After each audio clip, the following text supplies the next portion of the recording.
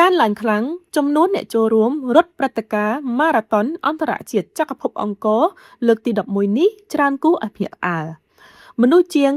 6,500 នាក់មកពី51ប្រទេសរួមទាំងកម្ពុជាបានចុះឈ្មោះរត់ក្នុងព្រឹត្តិការណ៍ម៉ារ៉ាតុនអន្តរជាតិចក្រភពអង្គរ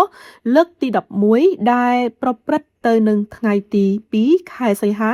នៅមុខប្រាសាទអង្គរវត្តអ្នករត់ចម្ងាយ42គីឡូម៉ែត្រមានជាង 1,000 នាក់និងសម្រាប់ចម្ងាយ21គីឡូម៉ែត្រមានជាង 1,000 នាក់ដែរចំនួនច្រើនជាងគេគឺចម្ងាយ10គីឡូម៉ែត្រដែលមានអ្នកចូលរួមជាង 3,000 នាក់ហើយសល់ពីនោះរត់3គីឡូម៉ែត្រទិសដៅសំខាន់នៃការប្រារព្ធព្រឹត្តិការណ៍នេះឡើងគឺដើម្បីរួមចំណែកលើកកម្ពស់វិស័យទេសចរណ៍តាមរយៈកំណើនអត្តពលិកជាតិអន្តរជាតិដែលបានចូលរួមក្នុងព្រឹត្តិការណ៍នេះថែមទាំងបានរួមចំណែកជួយដល់សេដ្ឋកិច្ចនិងសង្គមជាតិហេតុនេះហើយទើបរដ្ឋាភិបាលបានគាំទ្រនិងជំរុញឲ្យការចូលរួមកាន់តែច្រើនហើយគណៈកម្មការរៀបចំនិងខិតខំសហការជាមួយគ្រប់អាជ្ញាធរនិងភាគីពាក់ព័ន្ធដើម្បីធានាការរៀបចំព្រឹត្តិការណ៍ទៅដោយរលូននិងជោគជ័យពិសេសរក្សាបាននូវសុខសុវត្ថិភាពជូនអ្នករត់ទាំងអស់ផងដែរ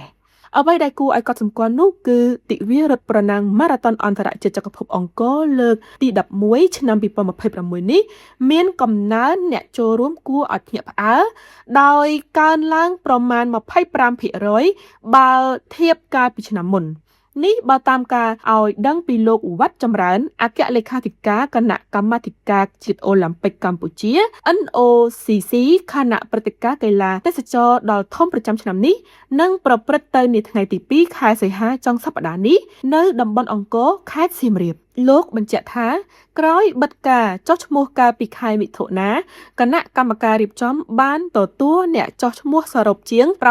6,500 នាក់មកពី51ប្រទេសតួលេខនេះគឺមានការកើនឡើងច្រើនបើធៀបកាលពីឆ្នាំមុនដែលមានអ្នកចូលរួមប្រមាណជាង 4,000 នាក់ប៉ុណ្ណោះនេះគឺជាសញ្ញាណមួយដ៏ល្អសម្រាប់កីឡារដូវកាលបៃតងឆ្លើយតបនឹងជំរុញនិងមានការយកចិត្តទុកដាក់ពីរដ្ឋាភិបាលក៏ដូចជាក្រសួងស្ថាប័នពាក់ព័ន្ធដែលជំរុញឲ្យព្រឹត្តិការណ៍កាន់តែទាក់ទាញចំពោះមេដាយអនុស្សាវរីយ៍គណៈកម្មការក៏បានត្រៀមនិងរៀបចំរួចរាល់សម្រាប់ផ្ដល់ជូនអត្តពលិកទាំងអស់ដែលបានចូលរួមនិងរត់ដល់ទីក្នុងនោះដែរលោកវត្តចម្រើនក៏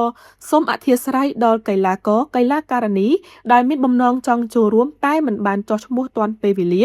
ដោយសារគណៈកម្មការបានបិទការកំណត់ដើម្បីធានាការរៀបចំសម្ភារៈផ្សេងៗហើយក៏សង្ឃឹមថាឆ្នាំក្រោយនឹងមានការចុះឈ្មោះលឿនហើយមានកំណើនកាន់តែច្រើនថែមទៀត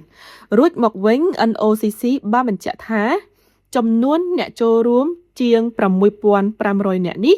គឺជាតួលេខចុងក្រោយនិងបិទលែងទទួលចុះឈ្មោះបន្តទៀតហើយ